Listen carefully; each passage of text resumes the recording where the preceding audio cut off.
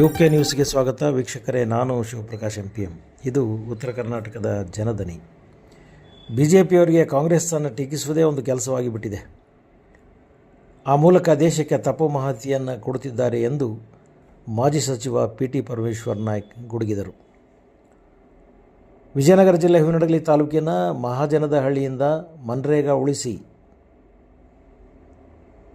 ಕಾಂಗ್ರೆಸ್ ಪಕ್ಷದಿಂದ ಹಮ್ಮಿಕೊಂಡಿದ್ದ ಪಾದಯಾತ್ರೆಯ ನಂತರ ಇಟಗಿ ಗ್ರಾಮದಲ್ಲಿ ಆಯೋಜಿಸಿದ ಬಹಿರಂಗ ಸಭೆಯನ್ನು ಉದ್ದೇಶಿಸಿ ಅವರು ಮಾತನಾಡಿದರು. ಬ್ರಿಟಿಷರು ನಮಗೆ ಸ್ವಾತಂತ್ರ್ಯ ಕೊಟ್ಟು ಹೋದಾಗ ನಮ್ಮ ದೇಶದಲ್ಲಿ ಡ್ಯಾಮ್, ಏರ್ಪೋರ್ಟ್, ರೈಲ್ವೆ ಮಾರ್ಗ, ಹೆದ್ದಾರಿಗಳು, ಕಾರ್ಖಾನೆಗಳನ್ನು ಮಾಡುವ ಮೂಲಕ ದೇಶ ಕಟ್ಟಿದವರು ಕಾಂಗ್ರೆಸ್ ಪಕ್ಷದ ನೇತಾರರು ಎಂದರು.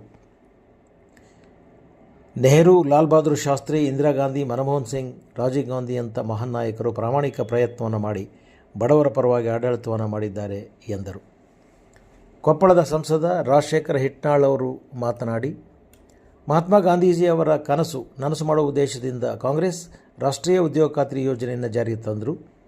ಗ್ರಾಮಗಳ ಅಭಿವೃದ್ಧಿಯಾದರೆ ದೇಶ ಅಭಿವೃದ್ಧಿ ಆಗುತ್ತದೆ. ಈ ಹಿನ್ನೆಲೆಯಲ್ಲಿ ಮನ್ರೇಗಾ ಜಾರಿಗೆ ಬರಲಾಗಿದೆ ಎಂದರು. BJPಯವರು ಈ ಯೋಜನೆಯ ಸ್ವರೂಪವನ್ನೇ ಬದಲಾವಣೆ ಮಾಡಲು ಹೊರಟಿದ್ದಾರೆ. ಇದೊಂದು ಜನಾಂದೋಲನವಾಗಬೇಕಾಗಿದೆ ಎಂದರು. ಹರಪನಹಳ್ಳಿಯ ಕಾಂಗ್ರೆಸ್ ಮುಖಂಡರಾದ ಶ್ರೀಮತಿ MP ವೀಣಾ ಮಹಾಂತೇಶ್ ಅವರು ಮಾತನಾಡಿ, ಗಾಂಧೀಜಿಯವರನ್ನು ವಿರೋಧಿಸುವುದು BJPಯವರ ಕೆಲಸವಾಗಿದೆ. ಹೊರದೇಶದಿಂದ ಬಂದಂಥ ಎಲ್ಲ ನಾಯಕರು ಬಂದಾಗ ಗಾಂಧೀಜಿ ಸಮಾಧಿ ಬಳಿ ಕರೆದುಕೊಂಡು ಹೋಗುತ್ತಾರೆ. ಆದರೆ ಗಾಂಧೀಜಿಯವರ ಹೆಸರನ್ನೇ ತೆಗೆದುಹಾಕುವ ಹುನ್ನಾರ ನಡೆಸಿದ್ದಾರೆ ಎಂದರು. BDCC ಬ್ಯಾಂಕ್ ನಿರ್ದೇಶಕ ಹಾಗೂ ಕಾಂಗ್ರೆಸ್ ಮುಖಂಡರಾದ ವಿಜಯಕುಮಾರ್ ಅವರು ಮಾತನಾಡಿ, ಮಹಾತ್ಮ ಗಾಂಧೀಜಿ ಉದ್ಯೋಗ ಖಾತ್ರಿಯ ಹೆಸರನ್ನು ಬದಲಾವಣೆ ಮಾಡಿ ಅನ್ಯಾಯ ಮಾಡುತ್ತಿರುವ BJP ಸರ್ಕಾರದ ವಿರುದ್ಧ ಪಾದಯಾತ್ರೆಯನ್ನು ಹಮ್ಮಿಕೊಳ್ಳಲಾಗಿದೆ. ಬಡವರ, ಕೂಲಿ ಕಾರ್ಮಿಕರ, ದೀನದಲಿತರ ವಿರೋಧಿ ಸರ್ಕಾರದ ವಿರುದ್ಧ ನಮ್ಮ ಧಿಕ್ಕಾರವಿದೆ ಎಂದರು. ಈ ಕಾರ್ಯಕ್ರಮದಲ್ಲಿ ಜಿಲ್ಲಾ ಕಾಂಗ್ರೆಸ್ ಅಧ್ಯಕ್ಷ BV ಶಿವಯೋಗಿ, ಕಾಂಗ್ರೆಸ್ ಮುಖಂಡ ಚಂದ್ರಶೇಖರ್ ಭಟ್,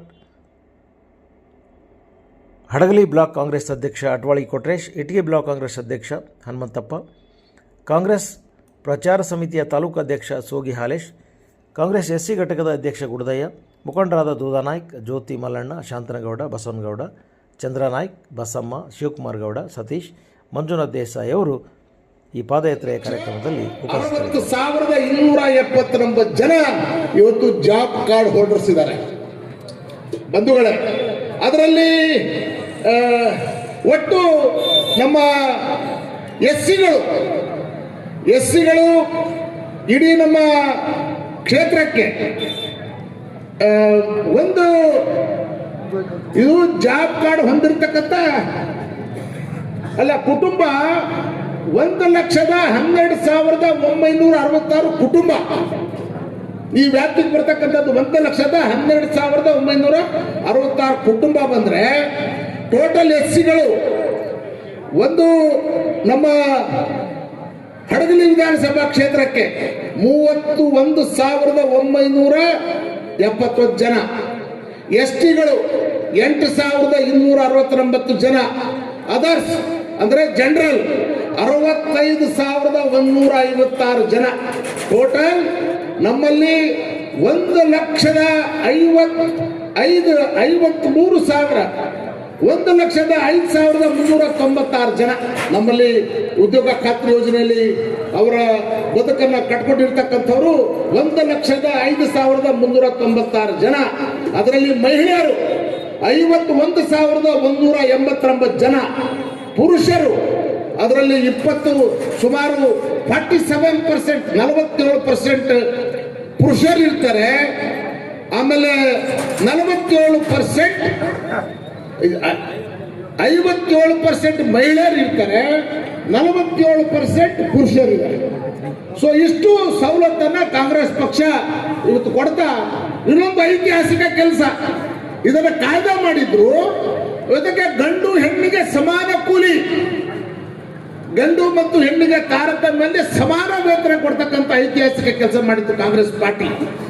ಇವತ್ತು ಅದನ್ನೆಲ್ಲ ಗಾಳಿಗೆ ತೂರಿ ಇವತ್ತು ಬಂಡವಾಳಶಾಹಿಗಳಿಗೆ ಈ ಯೋಜನೆಯನ್ನ ಅವರಿಗೆ ಅವ್ರ ಕೈಯಲ್ಲಿ ಕೊಟ್ಟು ಬಡವರನ್ನ ಅತಂತ್ರನಾಗಿ ಮಾಡ್ತಕ್ಕಂಥ, ಬಡವರ ಹೊಟ್ಟೆ ಮೇಲೆ ಹೊಡಿತಕ್ಕಂಥ, ಇವತ್ತು ಬಡವರು ಬಡವರಾಗೇ ಇರಬೇಕು, ಶ್ರೀಮಂತರು ಶ್ರೀಮಂತರಾಗಿ ಇರಬೇಕಂತದ್ದು.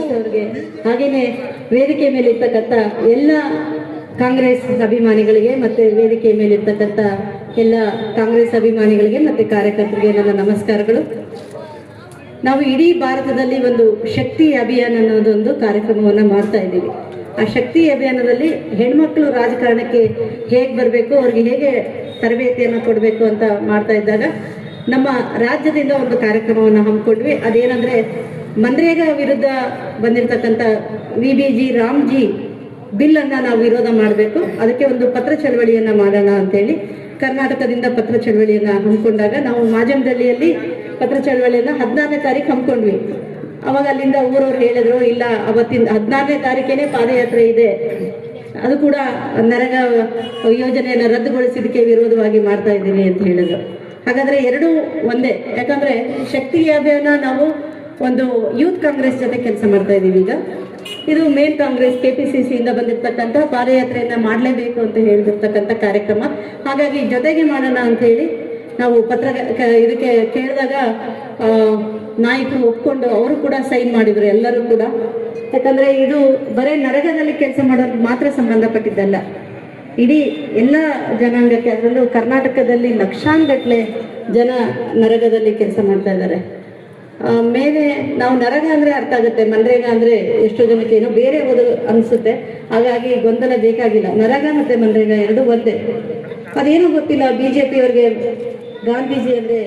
ಫಲಾನುಭವಿಗಳೇ, ಇವತ್ತು ನಾವು ಈ ಕಾರ್ಯಕ್ರಮವನ್ನು ಮಹಾಜನಹಳ್ಳಿಯಿಂದ ಇಟಗಿವರೆಗೆ ಪಾದಯಾತ್ರೆ ಮಾಡಿಕೊಂಡು ಬಂದಿರತಕ್ಕಂಥದ್ದು ಮಹಾತ್ಮ ಗಾಂಧಿ ನರೇಗಾ ಯೋಜನೆಯ ಹೆಸರನ್ನು ಬದಲಾವಣೆ ಮಾಡಿರ್ತಕ್ಕಂಥದ್ದನ್ನು ನೀವು ಮಾಡಿಕೊಡುದು, ಅದನ್ನೇ ಮುಂದುವರಿಸಿ ಅಂತ ನಾವು ಪಾದಯಾತ್ರೆಯನ್ನು ಮಾಡಿದ್ವಿ.